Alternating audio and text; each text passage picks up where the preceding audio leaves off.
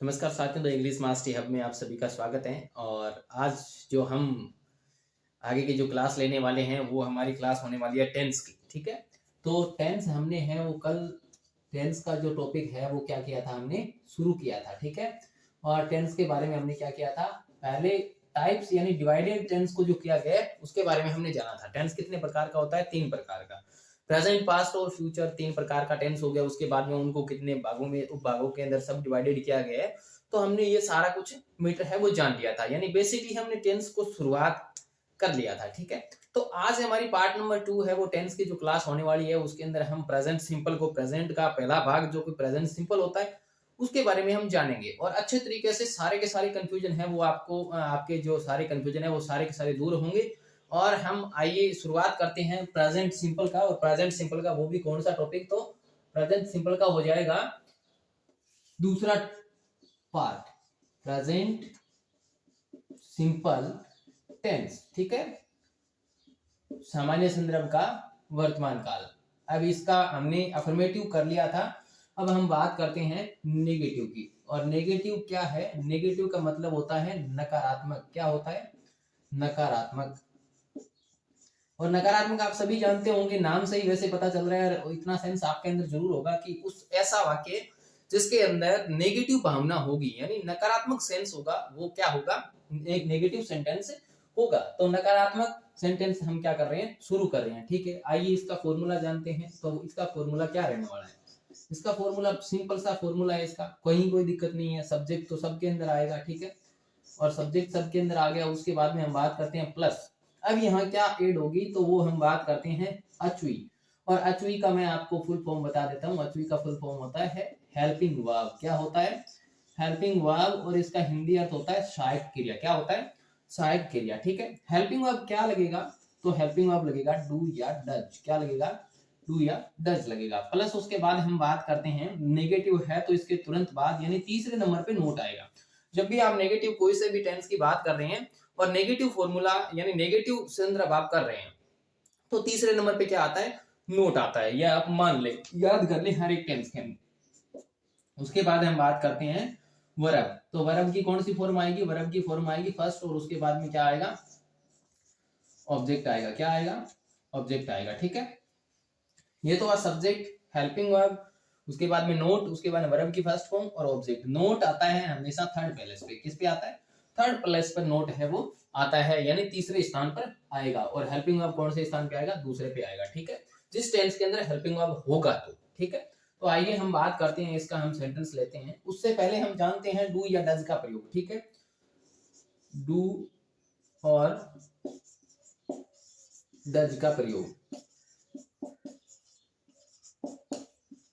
तो आइए जानते हैं। पहले हम बेसिकली सीधा जान लेते हैं कि डज का प्रयोग थर्ड पर्सन प्लूरल सब्जेक्ट के साथ में, यानी एक बहुवचन करता होता है, तीसरा व्यक्ति और बहुवचन करता होता है, उसके साथ में हम डू का प्रयोग करेंगे। और डज का प्रयोग थर्ड पर्सन सिंगुलर सब्जेक्ट यानी एक वचन कर्ताओं के साथ में प्रयोग करेंगे। तो लिख लेते हैं, पहला नियम हमारा ये होगा कि डू का प्रयोग बहुवचन कर्ताओं के साथ में। किसके साथ, बहुवचन कर्ताओं के साथ में।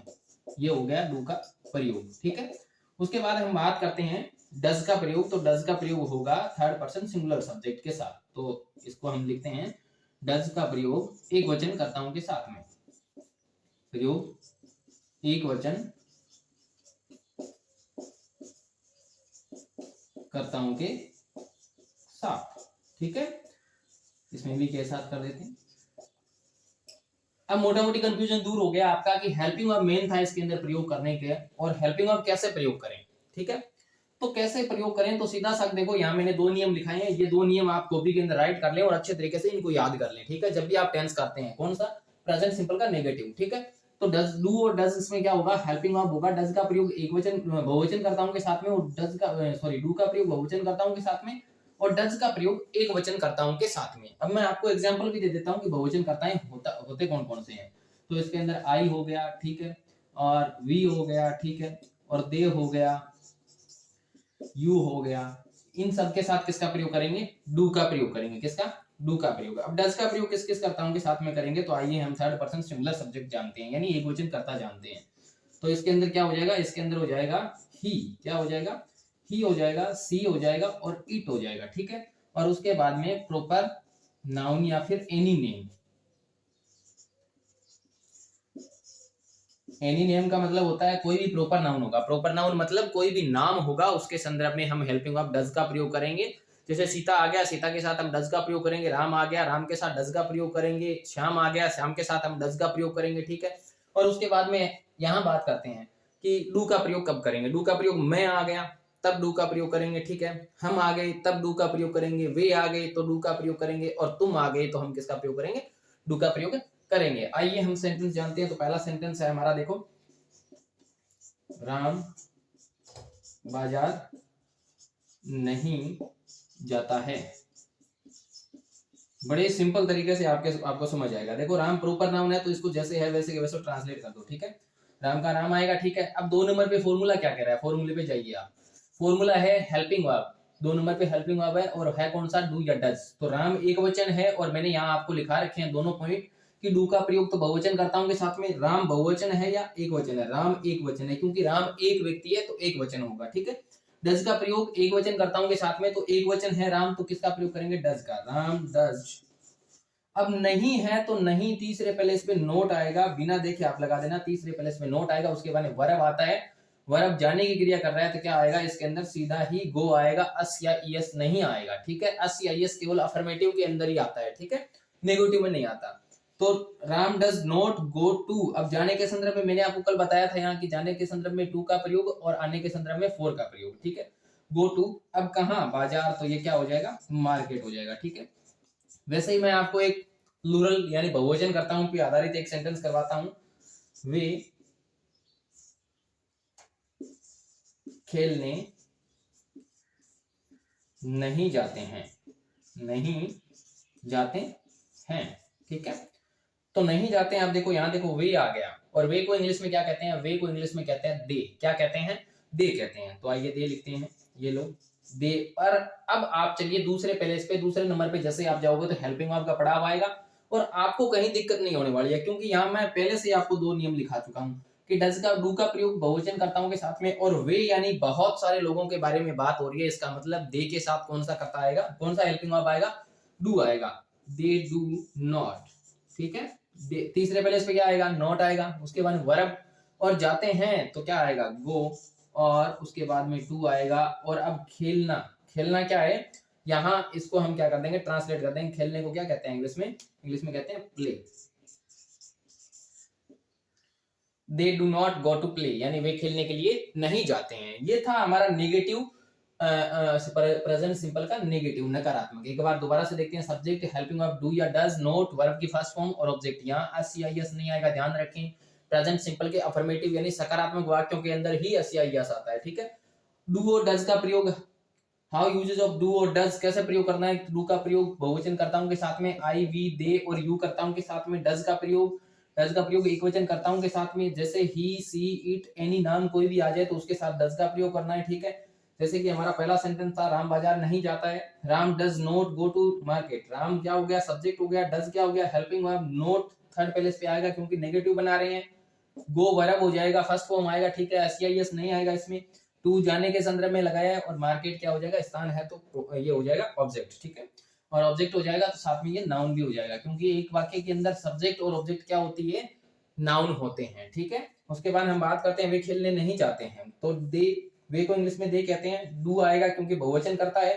और नोट, गो, जाने को क्या कहते हैं, गो कहते हैं, और जाने के संदर्भ में है तो टू का प्रयोग करेंगे। और प्ले यानी वे खेलने के लिए नहीं जाते हैं। यह था हमारा नेगेटिव प्रेजेंट सिंपल का। एक बार आप स्क्रीनशॉट ले लें इसका और अपनी कॉपी के अंदर राइट कर लें, ठीक है। उसके बाद हम दूसरे पे चलते हैं।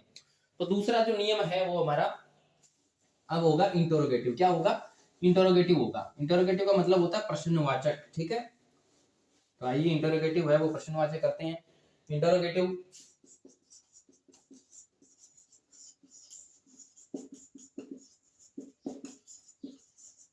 प्रश्नवाचक, ठीक है।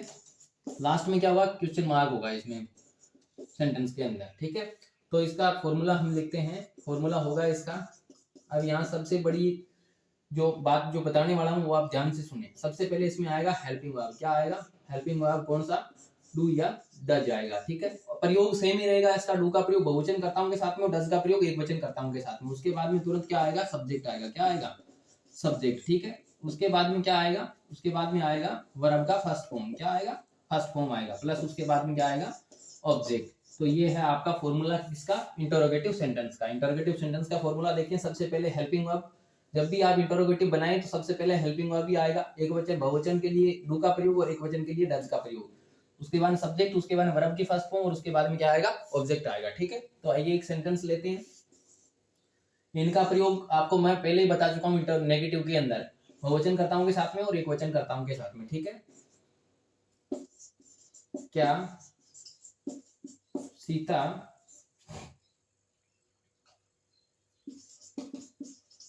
बाजार जाती है।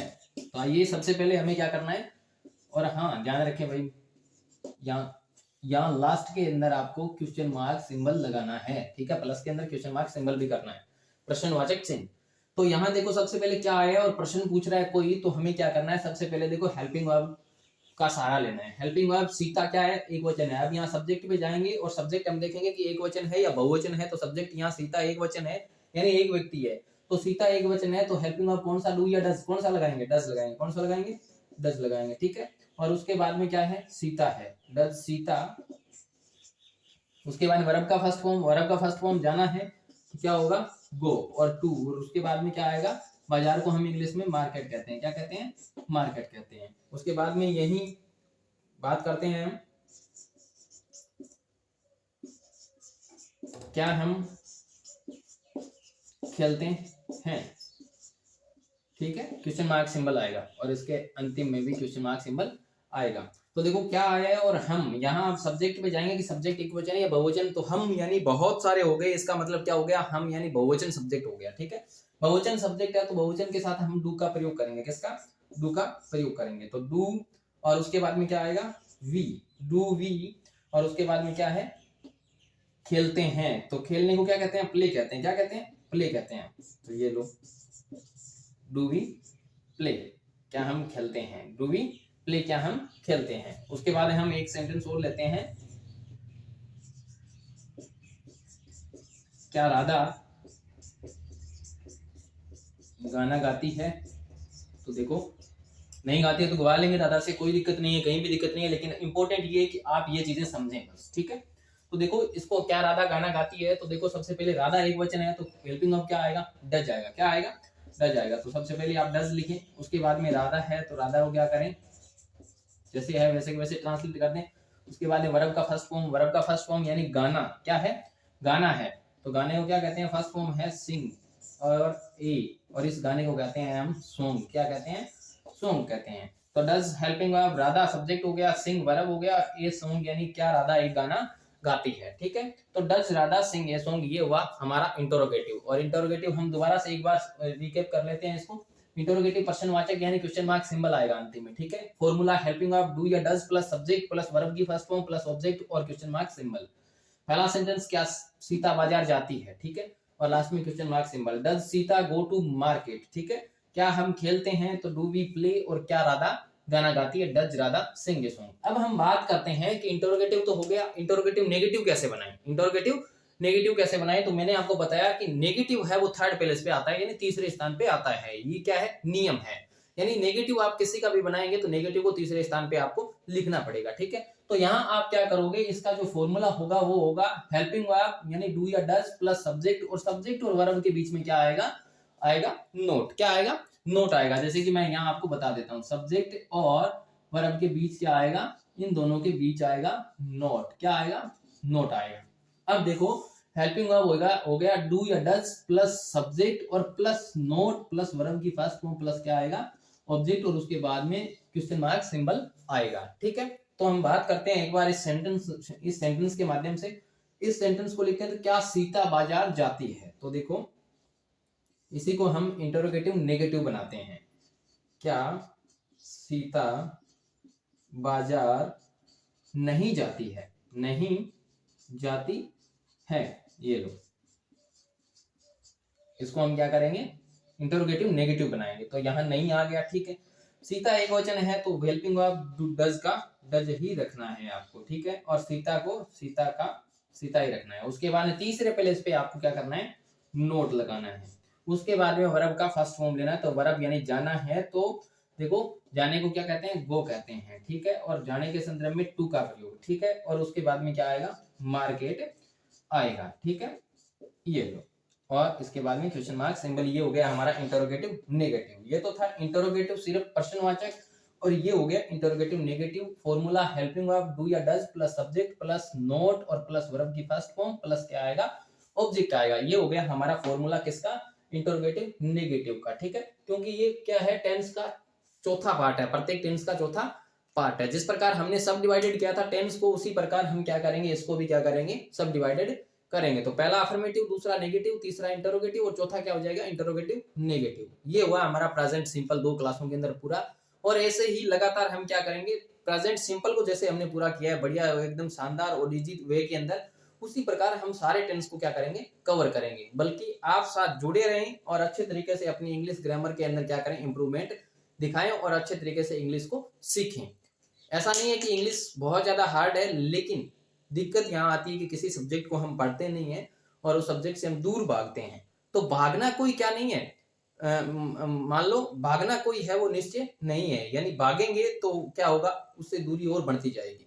दूरी बनाने से अच्छा है कि आप उस सब्जेक्ट को धीरे धीरे क्या करें, पढ़ें, ताकि आप अच्छे तरीके से सब्जेक्ट को याद करें। और ऐसे ही आपको पूरे ग्रामर, इंग्लिश की पूरी ग्रामर है वो प्रत्येक दिन शाम को 8 बजे क्लास मिलेगी, और आप अच्छे तरीके से अपनी ग्रामर को क्या कर पाएंगे, अच्छा और एकदम स्ट्रोंग कर पाएंगे, मजबूत कर पाएंगे। जय हिंद, जय भारत।